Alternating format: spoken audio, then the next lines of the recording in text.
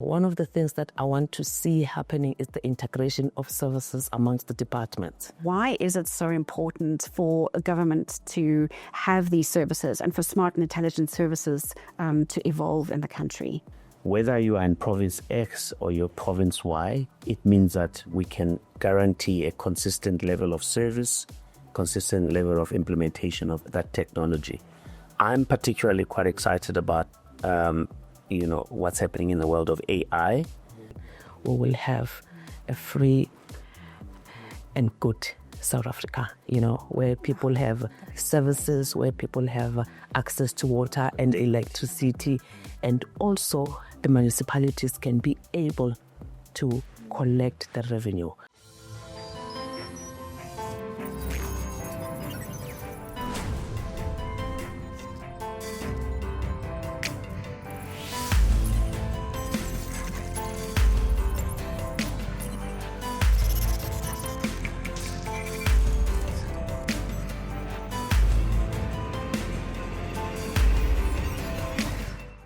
The conversation around digital transformation in government is changing. Citizen expectations are increasing, and municipalities and governments are needing to refine their processes, improve budgets, and gain better visibility into how systems and resources are operating and functioning.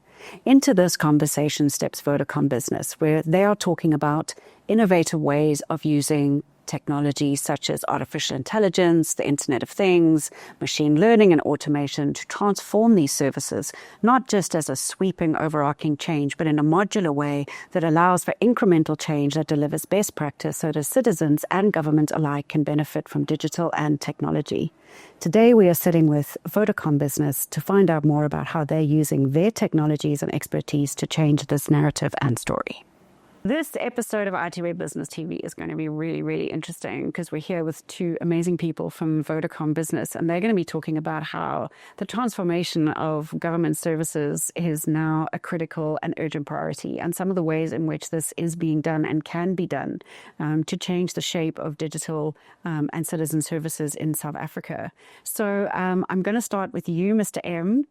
And I'm going to ask you just to set the scene for me. Like, why is it so important for a government to have these services and for smart and intelligent services to evolve in the country?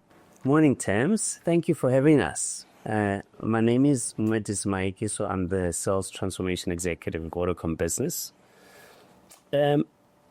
Digital technologies are really changing the way that citizens engage with government. The use of real-time data, AI, and some of the digital tools, including mobile connectivity, is really enabling citizens to access government services at a rate and at a speed with which we haven't seen before. This has become very important in the sense that no matter where you are in the country, no matter what background you come from or any capabilities you are able to access these services. This is important for the development of our country because I can now, as a citizen, access an application for an ID, no matter where I am in the country, and be able to receive that. Us at Vodacom Business, we are really well positioned to partner government in delivering these digital services. Yeah, I know that's absolutely true. And it'd be so nice to get rid of queues, right? Yeah, digital is great. And what do you think are some of the most important elements of this conversation when it comes to digital transformation in government? Morning, Thames. My name is Dinah Kheswa. I'm the Executive Head of Public Sector. Thames, for me, this is very, very exciting because one of the things that I want to see happening is the integration of services amongst the departments. For an example, Home Affairs to be integrated with SAPS, to be integrated with the Department of Health, so that when you get into one department, you just put in your fingerprints and all your information comes up on the data. It's ecosystem. Yes. Yeah. Unlike filling in the forms and sitting there and providing copies of IDs and copies of everything when you reach each and every department. So for me, that's where I want to see our country being. I want us to be in that state. I know it's going to take time, but as Vodacom Business, we've already started the journey with our government lines. That's amazing, because how often do you go to government department and you don't actually know what piece of paper you need to bring. So you come with a file of everything. So for everything to be digitized, you change the conversation. Yeah, exactly. So Mr. M, tell me now why, we've known for a while that digitization and transformation is key within government, but why now is there a sense of urgency? Why has this become something that needs to be done today? COVID-19 has really precipitated and accelerated digital transformation across both public and private sector, because it became impossible to deliver services in person. Why is this becoming more important for us? One, it means that we can do real-time cost savings of having people driving up and down to access services. Secondly, the time wasted in the long queues is another issue. And really, as you all know, the government is spending a lot of money and trying to become more efficient, and budgets are constrained. So technology brings in this element where cost savings can really make sure that we can deliver these services more cheaply and better for everyone involved. So that's a real big thing. I think the big game changer for the country. Yeah, it's interesting because I wonder how much it would contribute to the GDP if people were not spending so many times or days in queues, because that's work time lost and economic value lost. So there's so many different ways in which this type of transformation can change the shape of the country, There's some examples of some countries like Estonia. I know through my own experience, the UAE, I can really apply for a visa and I can get it in 48 hours without having to see anyone, go to any office. And really we've seen, and it's been known, that the use of technology can inject at least another 3 to 5 points, of cost savings at the very minimum, in terms of the spend that we put into technology and delivering these services, in government. Yeah, no, exactly. And now, speaking of technology, Dinah, the technologies that are now changing the shape of this transformation, we've got AI, we've got IoT, we've got machine learning. Can you talk us through a little bit how these technologies are changing the shape of digital transformation in this sector? Terms, I just want to talk about a few. I'll start first with IoT, which is bringing devices together, talking to one another, real-time data that is governed. I'd like to talk about our smart metering, whereby, as you know, that normally or before, the government used to go to each house and take the metering right down and come and bill the people.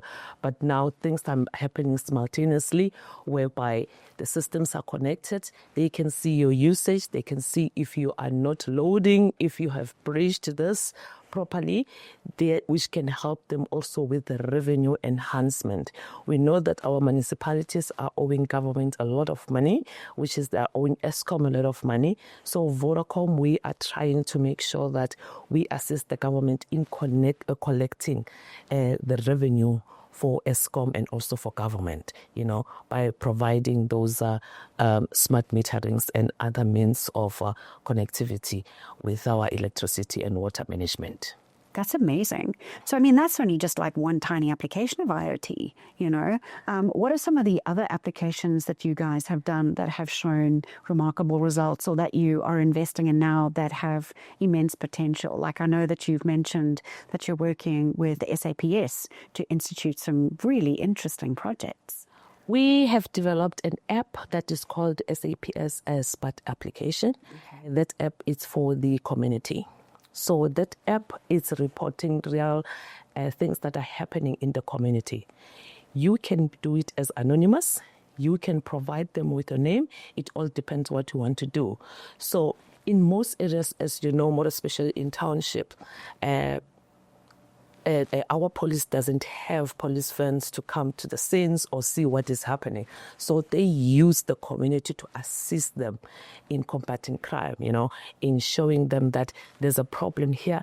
Come, there's fighting, there's this thing, there's fraud happening, there is this thing happening here. So SAPS then can be able to see the stats that the people are loading.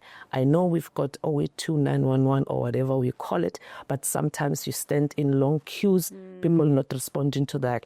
But with the app, it's just a digital thing that you just send the message and SAPS can see that whoever is on the other side can see that there is a problem here. Let's send our guys to go and see what is happening there.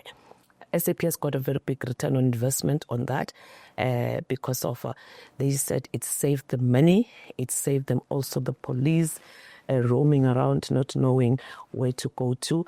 They had real information that was happening in the community and they managed to assist those communities. Does the app allow them to send video and images, or is it just text-based? I mean, how does it get them to like prioritize which scenes they go to? The app helps them to send videos. Okay. It helps them to send also images. And sometimes when a person doesn't want to only to chat, you can also call them through the app. And it is zero-rated application. The citizen doesn't pay anything. SAPS is the one that is taking care of those charges together with Vodacom. That must be transformative for these communities. Yes. So that people feel that they have a measure of control. It's an empowerment, isn't it? Yes. Because control changes the whole narrative. You don't feel like it's coming to you. You feel like you are on top of tackling it yourself. People are very, very happy with that because they tell one another. Some people are saying, you'll be on the phone trying to phone the police if there's an emergency. And people are saying, no, there is this app. Use this app and you'll see that the police will be here in a few minutes. That is amazing. What other projects do you currently have that really are showcasing how you guys are collaborating with public sector to create, I think we can very safely say, innovative solutions? Yes. There's one app that I like so much that we did for our Gauteng Department of Education.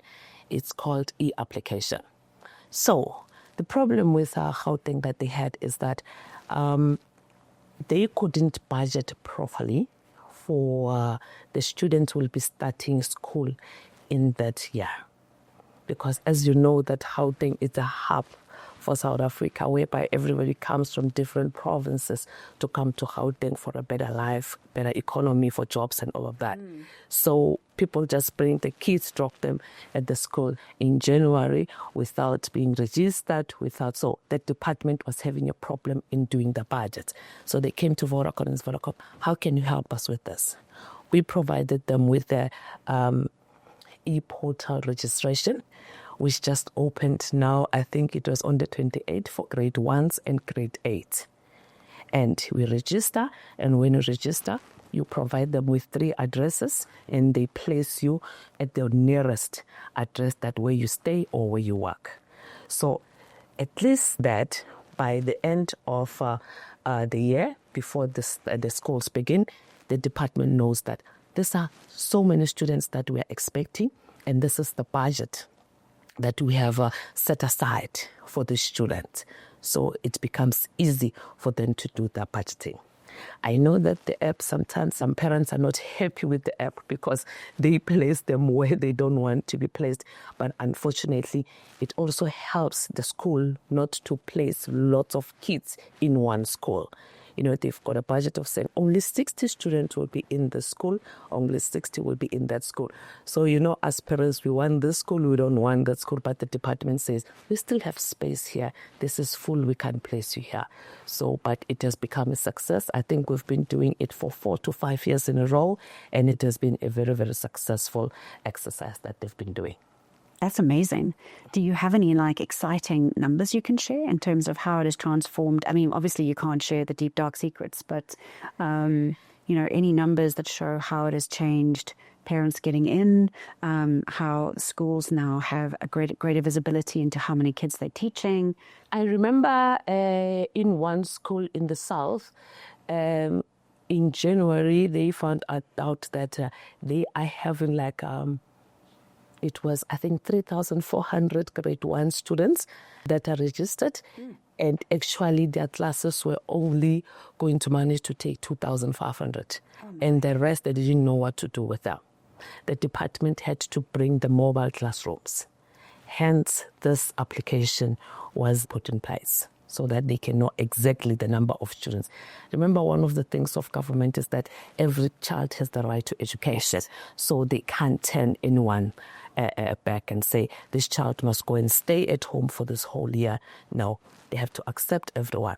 So with this application system, at least it's better because they say you apply, the school is closed, then they move to the second address that you provided.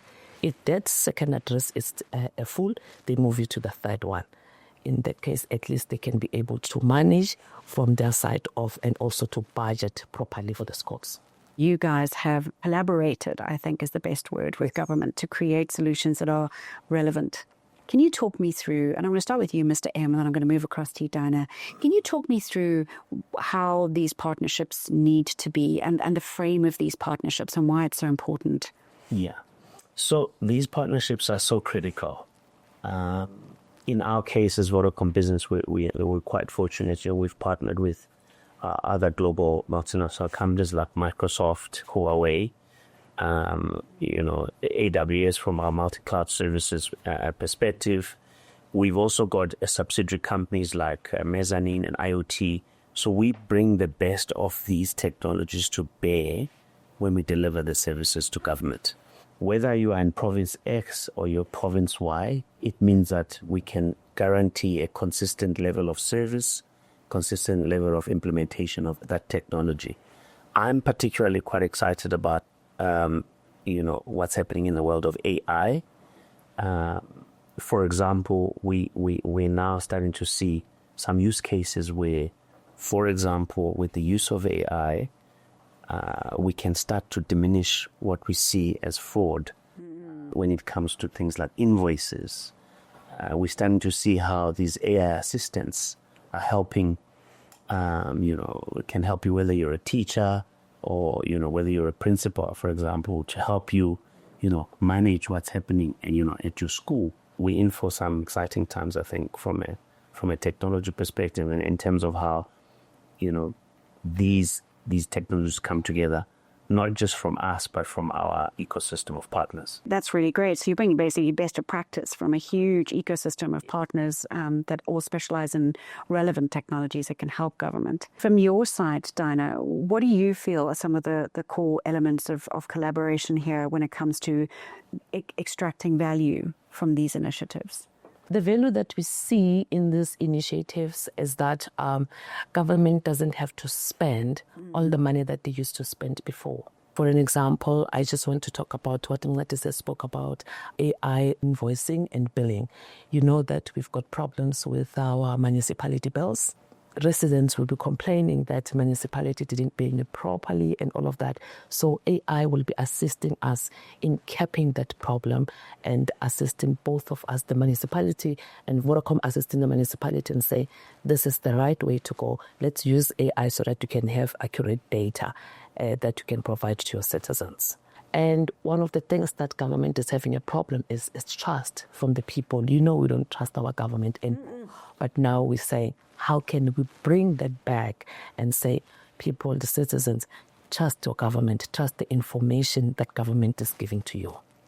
That is so important because if we can change that trust conversation, then so many different things can change and shift, Yes.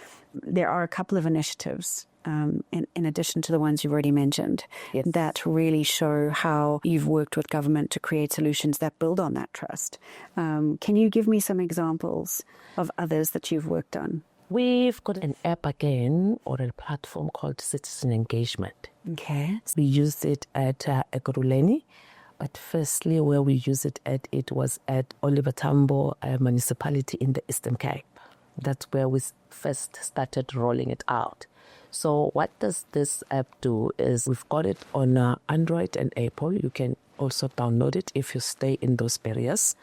You collect data. If you wake up in the morning and there's a burst pipe, you can just go to that pipe, take a picture, and report the burst pipe. And if the majority of the people in the nearby area also has reported, then the municipality will be able to see that this is the area and people have already reported that. So with Ekurhuleni, it helped them a lot because they've identified their areas into colors. So that there was this yellow communities, the shacks, where they could get access to them and understanding what are their problems, So with this app, they managed to learn that these people are having so many problems and this is how they are living, and the municipality managed to be able to help them and assist them with their needs. It helps a lot with service delivery of saying, we've got so many potholes. Every time you see a pothole, you take a picture of the pothole, you send it through to the municipality send it through to their Department of Transport in their area or the National Department of Transport, and at least government can be able to see that there's a problem there, there's a pothole here which is damaging people's cars. So that app is very, very useful for us, and it helps us to help both of us together with the government to be able to cap the service delivery issues that the municipality didn't know about. That's amazing because, I just did a road trip through the Eastern Cape and there were some areas where the potholes were bigger than my car. Like, I felt like I could use it as a car wash. And then there are other areas that were isolated. There was no one. And I was like, these roads are amazing. They're better than Joburg's roads, So I actually would love to, I don't know where I drove, but it'd be amazing if it ended up being in parallel with the changes that this app has introduced, and that people have been like, hello, can you please help us? Thank you. Yeah. That's amazing. And then you also have the Impilo app, which you have developed. Can you tell us a bit about that one? The Impilo app, we developed it for Department of Health, and the Department of Health cascaded it down to the different provinces, and the provinces cascaded down to the clinics, different clinics. So what happens with Impilo app? It takes down the information, more especially of the kids, of saying the early child care, the yellow cards. I don't know if it's still yellow. It registers each and every child that was born in that area and how old is the child, the immunization and everything. So they have the information about that particular child. So it also helps with the stop visibility, the stock that the clinic has. Oh, that's amazing. So it will be like a stock taking. We call it stock taking. Stock taking, and then from the clinic to the provincial Department of Health, it will show that in this clinic at Zola, they don't have Panado. They're running out of Panado. And the Department of Health provincial, they'll be able to stock that. So it helped a lot on that. So we had Impilo app and stock visibility. Okay. Yeah. All of this data, so big data and AI allows the government to be able to do real-time analytics.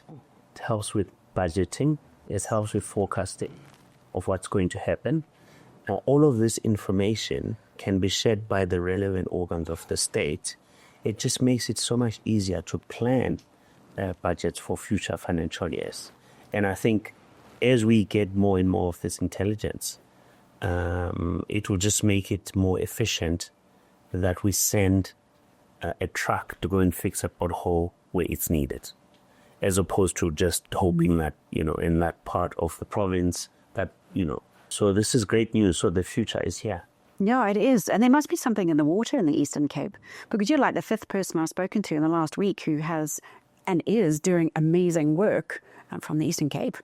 Yeah, from something, it's absolutely stunning. Are there any other kind of projects that you guys have worked on that you feel particularly proud of and that really capture, I guess, this golden thread where we're looking at how Vodacom Business has expanded and developed into so many unique ways, leveraging technology to create really unique platforms? At Buffalo City, we have implemented the electricity and water management. Okay. We started most of our things in Eastern Cape years ago.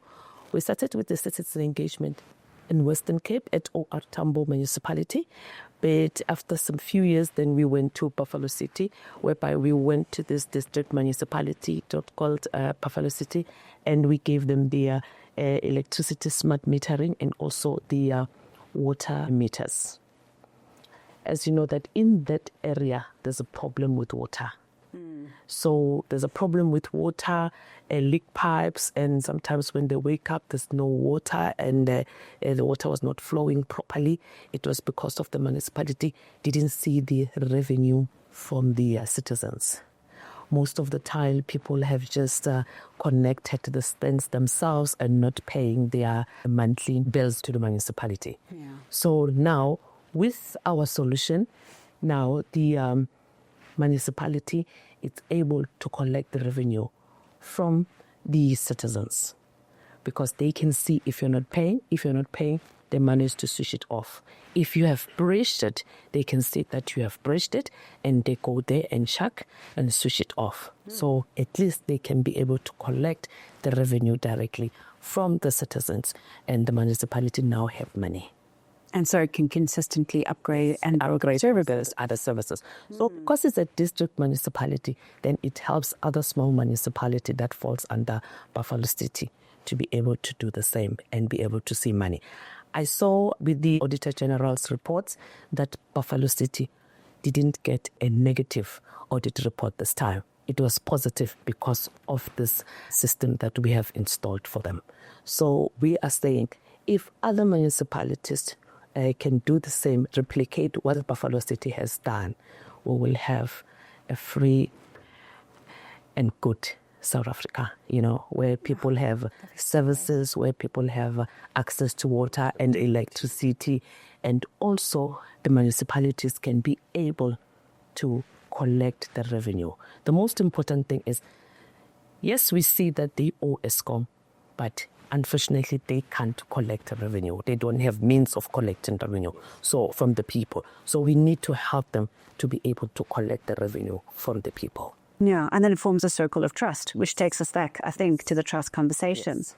But it does also introduce, and this is where I'd like to turn to you, another question around the integration of these technologies. We've got AI, we've got IoT, we've got machine learning and automation, but a lot of public sector services and institutions and municipalities are still dealing with legacy infrastructure that hasn't been designed to cope with this load. How are you guys dealing with this particular challenge? I can confidently say that we have the combination of all the different technologies, like you say, all the way from mobile devices or smart devices to IoT to cloud. So from our perspective, we feel that the more you can get these technologies integrated, the easier it would be for you to get the best, what I would call the best return, or if you like, the best uses. So we're working very hard inside of the business to work with government. And we're saying we understand that you can't implement everything all at once. Mm-hmm. We can take a very modular approach. The good thing about that is that we, as Vodacom Business, we already understand how these technologies integrate.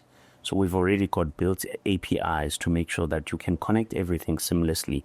So we can build with you on a modular basis. And we've got not just the tools, but we've also got the best practice. Mm-hmm.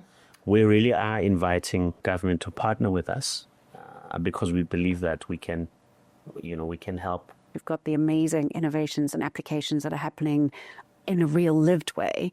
And we've got a modular approach, which honestly, let's face it, is the smartest way to approach this. Correct. Because you can incrementally evolve. Correct. And you can constantly adjust and adapt. Correct. To meet challenges that perhaps you wouldn't have even known existed until you did it, which is huge. Yes. So with all of that in mind, I'd like to start with you, Dinah. Can you tell me what you think success actually looks like?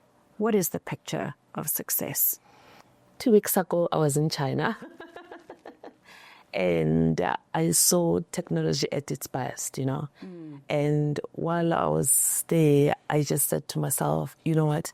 I wish that one day our country can be like this, like China, But I believe that if government partners with companies like Vodacom Business, we will be able to reach that success.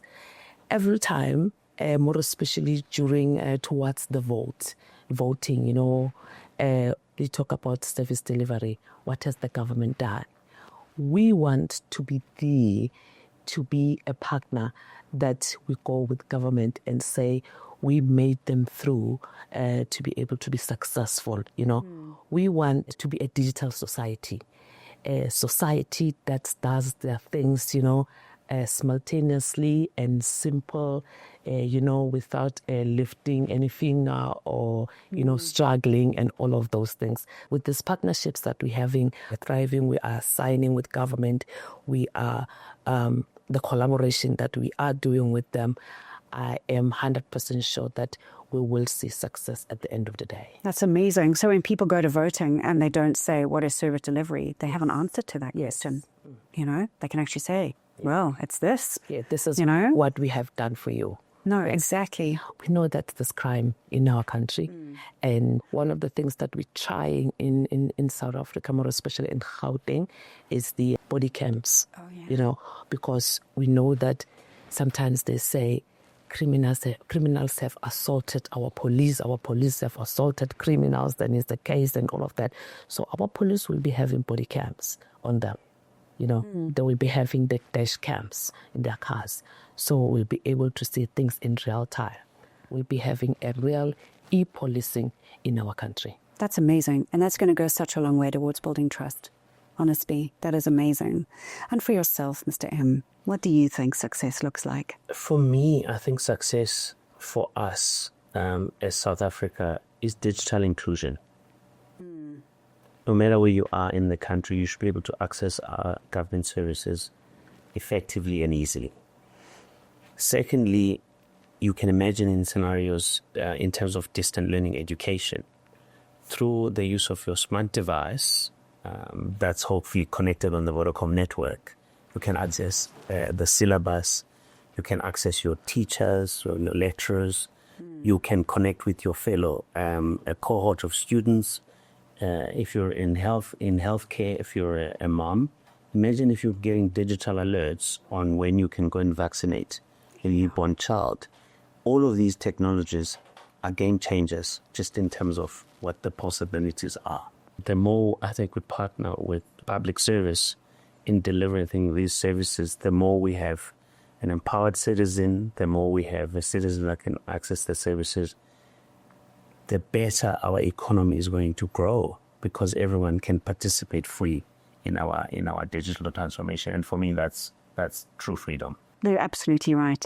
And now I'm going to ask you the last question. And this is a tough one. Are you ready? Okay. What is one thing that you would like government leaders to walk away with at the end of this conversation? What is the one thing that you would like them to take home with them? I'm going to start with you. Government leaders must really embrace technology across all levels. One, because digital inclusion is no longer an option. It's now a must. Our citizens expect it, and we know that the possibilities are endless. The technology is there to make all of this thing happen. So for me, the fast and quick implementation of these digital technologies across all spheres of government is, for me, success. Thank you. Right. And for yourself, Dinah, give us the one thing that you think they need to take home with them today. I am saying the government employees and the citizens of South Africa to embrace change and technology and understand that now we need to do things differently in order for us to win and to have a better society and have a better economy. That's me. That is an amazing note to end on. That is just wonderful. Thank you so much. And thank you both so much for coming. I wish you all the best in transforming our government and public sector and our services. And I'm really looking forward to seeing how this transformation is going to affect all of us real citizens. Thank you. Thanks for having us. Thank you.